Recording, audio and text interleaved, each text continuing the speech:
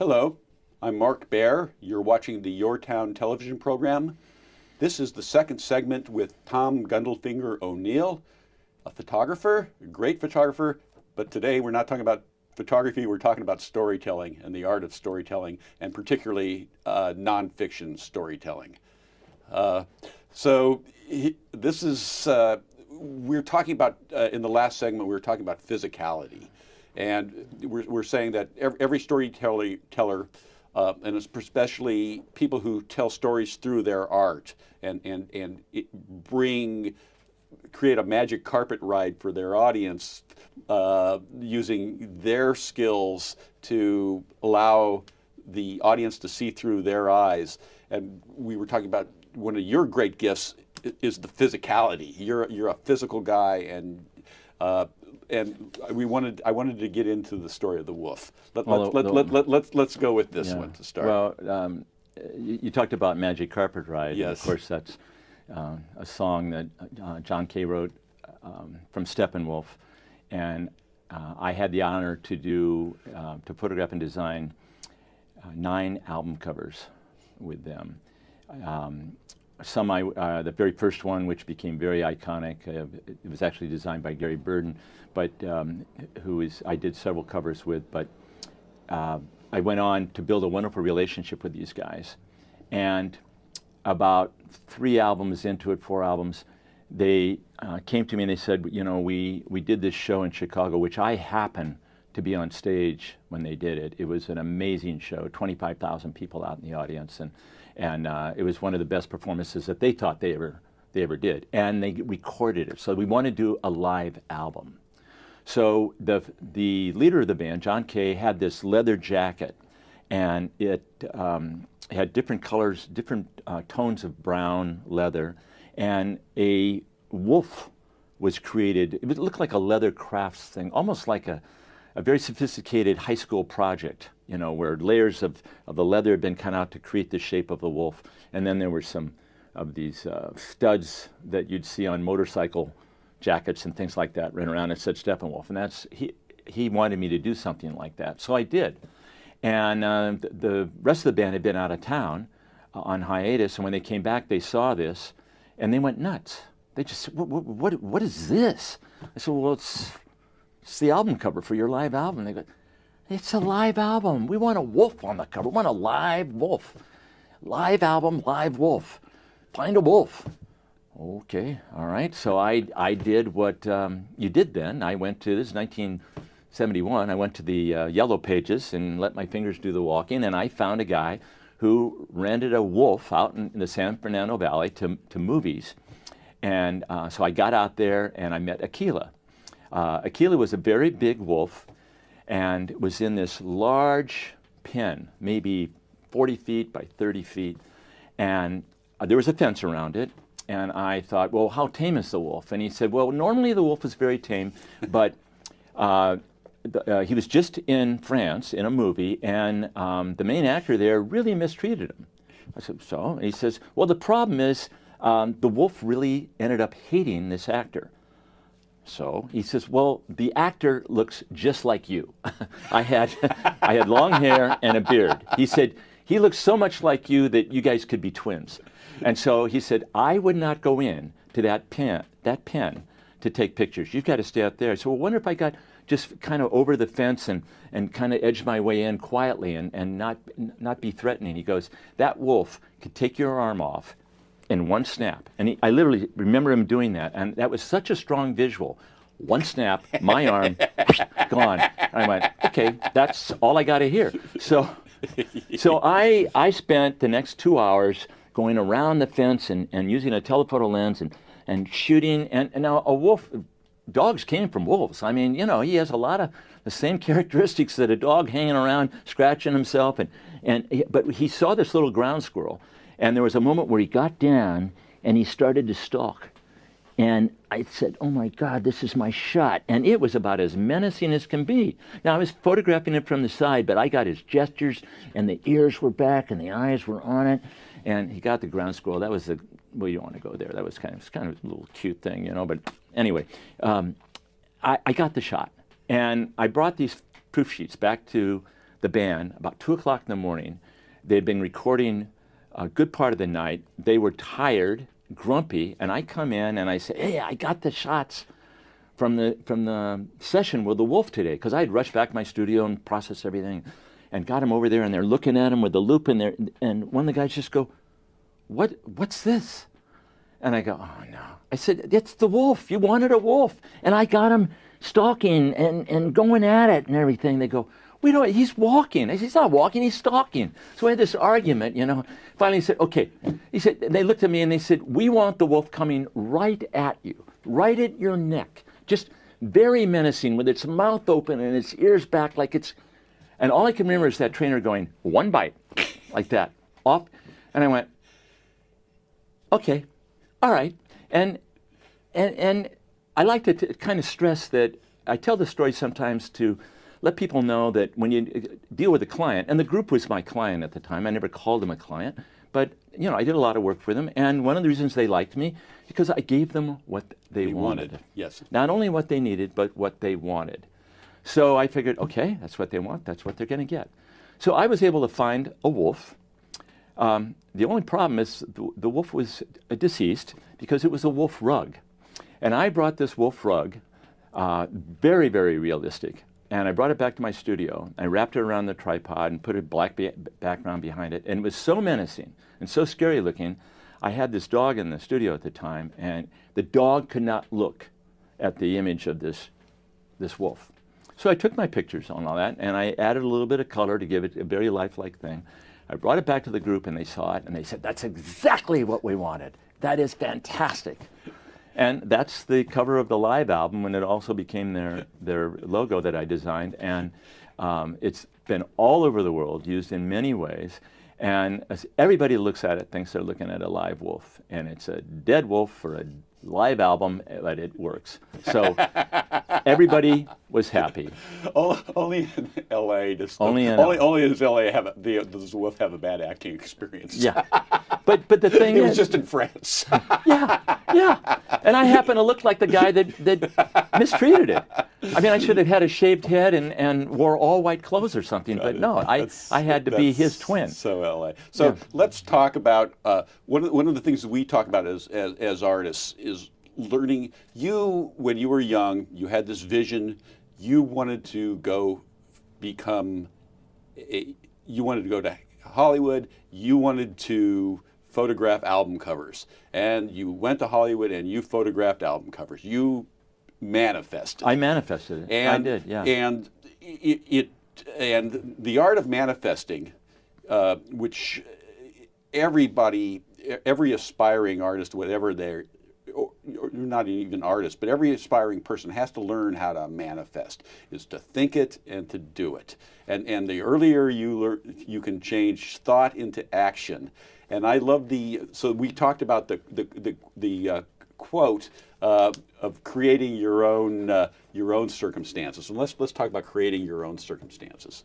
Well, it's wonderful that you brought that up in those words. And I remember when I was in college reading, even though I was an art major, but in a rhetoric class I read Mrs. Warren's Profession. It was a short play by George Bernard Shaw. And there was a line in there that said, you create your own circumstances. And that resonated with me so strongly. I was 19 years old then. And I had no idea that I was going to get into the world of rock and roll photography at that time. But it set something up, you know. And so really a journey started after that. And even though I was going to school in Chicago, I ended up back in California. And I was born in California, but right here on the Monterey Peninsula. And I was a fine art major, so my mother art was painting and design. But I had been doing a little bit of photography, and I liked the immediacy of photography. You know, I didn't have to build canvases and stretchers and mix paint and all that. I could just go click, and I liked that. And so I was kind of gravitating more towards photography. And at the same time, there was a new movement. This is latter part of '66, and I was going up to the Fillmore Auditorium and seeing some of the new bands there, Grateful Dead, Quicksilver Messenger Service, Jefferson Airplane, and all that. So I was getting into this new music. And I walked in the spring of 1967, I walked into a record store in Carmel, and I picked up an album cover. And I looked at it. It was by the Mamas and Papas. It was called Deliver. And it was the four of them drinking out of a hat that had 4 holes in it. They were in a swimming pool. They were holding the hat up, and they were all laughing and trying to drink out of it. It was very, very animated. And full bleed to all 4 corners. And I looked at it, and it was an epiphany moment. I looked at it, and I said, that's it. This is what I'm going to do. Because I had been searching. As a painter, I was trying to identify with certain genres out there, and I didn't know if abstract expressionism. I liked William de Kooning. I also liked pop art, Jasper Johns, Warhol, all those guys. I mean, you're a painter. You know who I'm talking about. And there was a lot of excitement there. But when I saw this, it hit me like a steamroller. And I walked out. I didn't even buy the album. I was so happy that I got it. I got it. I walked out of that store, and I looked there, standing there on Dolores, and I looked out and I went, well, how the hell am I going to do this? I don't know any bands. I don't know any record companies. How am I going to be a rock and roll photographer? Now, that's sometimes serendipity and good luck. You kind of find yourself on that intersection. But you're headed on the journey. I had a perception. I already had the journey. I had the tickets, and they had been stamped, and I was on the train. Yes. And the first stop was this. Because you trusted. And that's the first step. Trusted me. That's the first step of manifesting. Yeah. I believed, I said, okay, I was so confident, and I believed that this is really what I should be doing. That belief was the foundation of everything that happened after that. Now, the rest of it, a lot of it has to do with timing. But the thing is, that's part of manifesting. I always said, my sister taught me this years ago, when you send it out to the universe will answer. And the universe answered for me. And several weeks later, there was an announcement in the Monterey Herald that the Monterey Pop Festival was coming. And then I also ran into an old childhood friend from school down in Southern California. And she was my connection to the Byrds manager down in LA. And she said, if you're going to the Monterey Pop Festival, take pictures of David Crosby and the Byrds. I'll make sure their manager sees the pictures. And she did get those pictures down there. And I got a phone call a few weeks after Monterey Pop, and I was on my way to LA, and the rest is history. That started my career. So that's just,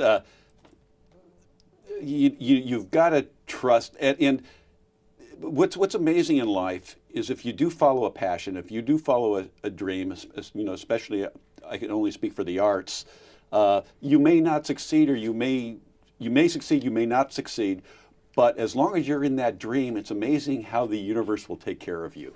It takes care. It gives you some challenges, and there's potholes along the way and stumbling blocks, and I had my share of those. But the thing is, it's that belief within yourself, and you just keep going, and it's amazing. You've heard everybody has a story like this when they believe in themselves and they maintain that thought process that I'm going to do this no matter what, because the roadblocks happen continually. Forever. Yeah. Forever. That's life. That never goes away. Okay, well, I would be remiss. Let's talk about Jimmy on stage. We got to have that story. Well, how do you tell? So again, how do you tell that? You don't want to give facts. You don't want to give figures. You're in front of an audience. How do you give that one? This is where I love the use of metaphors. And metaphors in giving a narrative or telling a story are really, really, they're so powerful. And rather than say, I was there, 20 feet away from Jimmy when he came on stage. Yeah, it was really cool. Yeah, and just started playing. But no, I was interviewed on NPR last year with Henry Diltz, and they asked us about what was it like when you saw Jimmy. And we looked at each other, and we both agreed. I said, when Jimmy came on stage, he was like a tornado. I mean, he comes on and hits one note, and then all of a sudden, da da da da da da da da da da da da da. It's like, whoa, what is happening? And then when Noel Redding and Mitch Mitchell with the drums and the bass, when they came in, the stage exploded. It was like, holy smokes, whoa, what is going on? I couldn't even take a picture. It was so powerful. It was like a tornado. It was like, this tremendous force started. It was overwhelming. And to all of a sudden pick a camera up and do this, I was a brand new photographer then. And people don't realize, it's real different now when somebody picks up an iPhone and they hold it out like this. But when you take a 35 millimeter camera and you put it up to your eye, the experience, the visual experience, diminishes by about 80%. I even tell people in my audiences, I say, and I get, I'll get 300 people and I say, okay, everybody do this right here with your fingers. Make a circle. Okay, all right? Now take your left hand and put it over your eye. Now take your right hand and put it over your right eye. Okay? Now I've got 300 people looking back at me like this. And I say, okay, that's what it's like when you're trying to photograph somebody on stage, like Jimi Hendrix, and he's doing a performance like that, and just watch what happens to your visual experience as soon as you do that. So I hadn't figured it out that photographers don't watch, they shoot. But I was more taken back by the experience and wanting to have the experience, the total experience, than taking a picture. So I missed some very famous moments. I got some pictures, and they were used on album covers. And would you have traded the experience? Boy, that's a great question. No.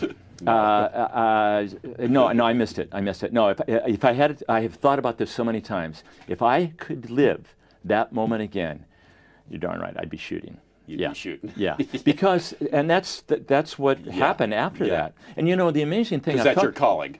I've talked to other photographers. I mean, the guy, a good friend of mine, Ed Karev, who took the famous shot, who was right in front of Jimmy burning his guitar, down on his knees and all that. And he was just to the house a few months ago, and we talked about this. And I said, what was it like from your viewpoint? We were like 20 feet away. And I heard it all. I can see it still in my mind. It was so powerful. He says, I don't remember a thing about the music. Because he was too busy doing this. He was working. And we both went on to do album covers for a lot of groups. We photographed a lot of groups on stage. And we both talked about how the band would come off and say, hey, how'd I sound? And I'd go, I don't know. I didn't hear you. I was too busy doing this. That's how the experience is lost and diminished, when you do that. Because you're in this mindset, I got to get the shot. So now all the focus is getting the photo and not taking it in. So it's a big trade-off. Yeah, wow. So, and then one of the things you and I have talked about a lot is the always being in the moment, and being in the moment is crucial to art. Yeah, and storytelling. But it's also crucial to bring your audience so that you're in the moment as you're telling the story. That is probably the most important thing in telling a good story. And again, whether or not, when I'm on stage or at a dinner party or hanging out with friends or in the car or whatever, it's you have to bring them into that moment. And they have to get lost wherever they are. Because you have to eliminate any distractions from somebody that's listening to the story. And you have to live it again. You have to. So you're living when you're telling it. I was there watching Jimi Hendrix in my head as I was telling that story just a few minutes ago. I was right there on stage. I could see it. I could see the stage. I remember the chair right next to me that I tried to stand on and balance to get a picture. And I shared it with another photographer.